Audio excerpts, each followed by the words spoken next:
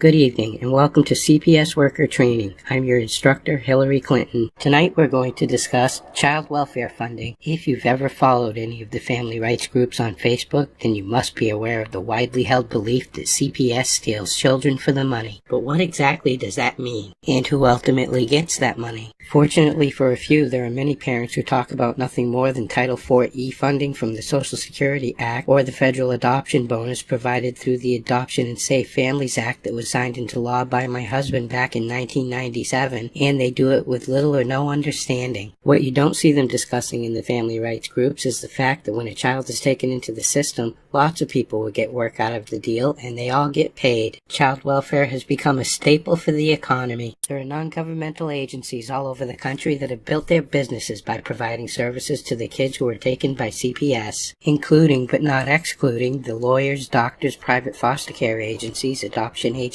group home operators, and all of the foster parents who get paid their reimbursement rates every month as well. Heck, even the major drug companies are making a killing off of these kids, as so many of the psychiatric professionals are over-medicating them nowadays. It must be understood that the child welfare system in the United States is all about the services, and the services could be just about anything. So let's start with a simple model to see how this all works. CPS gets money from both the state and federal governments. In order to qualify for that money, they have to be in compliance with state and federal rules regarding the protection of children from abuse or neglect, or how that money from a specific funding stream can be spent. CPS in turn uses some of that money to fund their day-to-day operations and pay their staff. The rest is paid to service providers. Of course, in actuality, it's much more complex than that, but we have to start somewhere. So let's begin by taking a look at how the different levels of government come into this, starting with the federal government's role in child welfare funding. In the United States, child welfare is essentially a state-by-state issue. Each state has their own system, with some being run at the state level and others being run at the county level. Each state or county has its own set of rules or procedures, so the role of the federal government is actually quite limited. What happens is Congress will create a feel-good program and provide funding to help pay for it. Title IV as well as 1974's Child Abuse Prevention and Treatment Act and my very own Adoption and Safe Families Act are all examples of this. In order to qualify for this funding, the states had to set up their child welfare systems in compliance with the new federal rules. This included the money for the agencies who would snatch children from their real parents, bounce them around the foster care system for a while, then move them to permanent loving homes while providing the opportunity for tons of services along the way. The end result was that a few states got millions while others got little, if anything at all. All of these programs require the states to develop their own systems, and none of them pay 100% of the costs associated with child protective services, foster care, or adoption. Now, because every state, or in some states the county, is responsible for running their own child welfare system, each state also has to develop their own laws, policies, and procedures, and is responsible for their own costs of doing business. Any money from the federal government only helps with those costs. The state's legislature includes the money to run these child welfare systems in their annual budgets. But only part of that money comes from the federal government. The rest comes from the state taxpayer. That money covers many things, from day-to-day operations to paying for the needs of the children, the foster parents, the lawyers, and everything in between. The states try to stay in compliance with federal rules so that they can minimize their own costs of protecting children from abuse or neglect by maximizing the funding they get from the feds. Some functions of child welfare are carried out by state employees.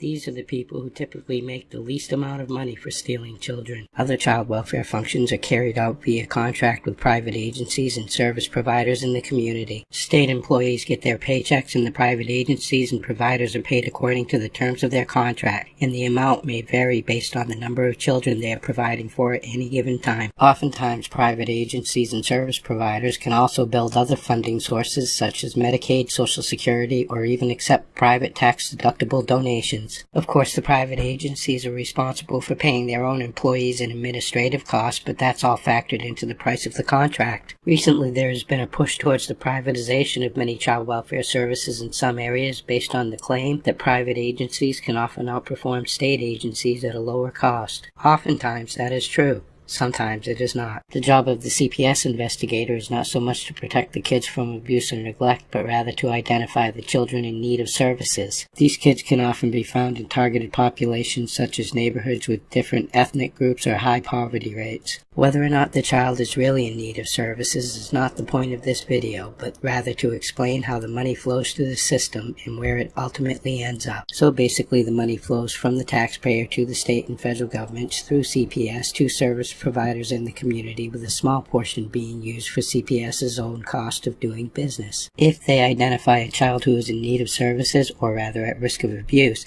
a case manager is assigned whose job it is to coordinate various services for the child or family. They may, for example, offer the parents family preservation services such as counseling or drug treatment in order to keep the kid safe in the home. If a child is removed from the home and living in foster care, they are required to give that child any needed mental health services, transportation services, health care, housing, food, a guardian ad litem, etc., and provide reunification services for the parents. And if that doesn't work out, then they will adopt the kid out, and there are services for that too. Legal services are also included in the cost of a CPS business, as everybody gets their own lawyers. Foster parents are also considered service providers. They provide the service of housing the kids who have been stolen from their parents. They are paid their reimbursement rates, whatever that may be. If the child has special needs, there is even more money to be made. Some kids are housed in group homes, juvenile detention centers, hotels, and psychiatric institutions, as well as CPS offices. There is a cost to all of that, and everybody gets paid. Also, because many services to the children and families can be paid for by Medicaid, there are massive billing opportunities for service providers who specialize in working with children, for which they can bill the government directly. And the best part about being qualified to provide services is that many of the same people are qualified to recommend even more services provided by themselves or other professionals in the community. The end result being that as soon as a child or a family is taken into the system, plenty of people are going to make a buck off the deal. Now, as I said earlier, CPS often utilizes the services of private non-governmental agencies to carry out child welfare functions. The process is known as the privatization of child welfare services. In actuality, various NGOs perform a wide range of services in child welfare in every state. The philosophy behind the practice is that NGOs can often perform functions better and at a lower cost, and the states do this to save money. Of course, in reality, it doesn't always work that way, but when utilized, CPS cuts the check to the agency based on the terms of the contract and the number of children being serviced by that agency. The agency, then having been paid, must fulfill the obligations of the contract for which they've been paid, and must therefore take care of the kids. And if the agency can't perform based on what they've already been paid, they can simply demand more money from CPS, who either pays or gets stuck holding the bag. And although the agency is responsible for allocating those funds to meet the needs of the child or family, paying their own staff, and running their day-to-day operations, the state usually lets it go because they don't want to have to take over the services. If we're talking specifically about a foster care agency, CPS would pay that agency, which would in turn recruit, train, oversee, and pay the foster parents. Also, one child in foster care could have multiple agencies working with him. The child could, for example, be living in a group home run by one agency, receiving mental health treatment by another,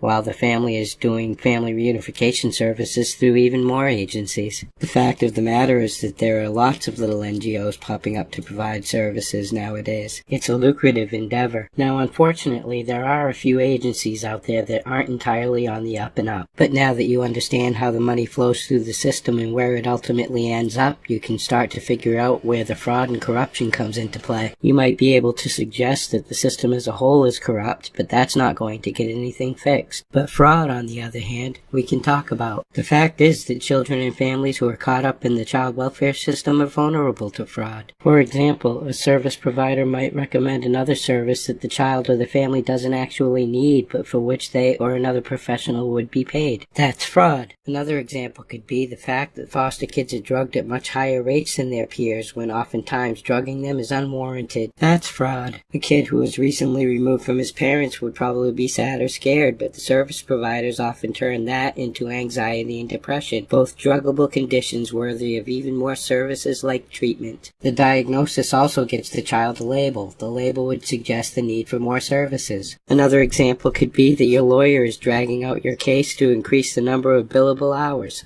Or the foster care agency could be thwarting your reunification efforts because they promised your kid to a couple of potential adoptive parents. That's fraud too. In conclusion, there are lots of ways to help abused or neglected children, and there's lots of money to be made in the process. There might even be something for you. Thank you, and have a good night.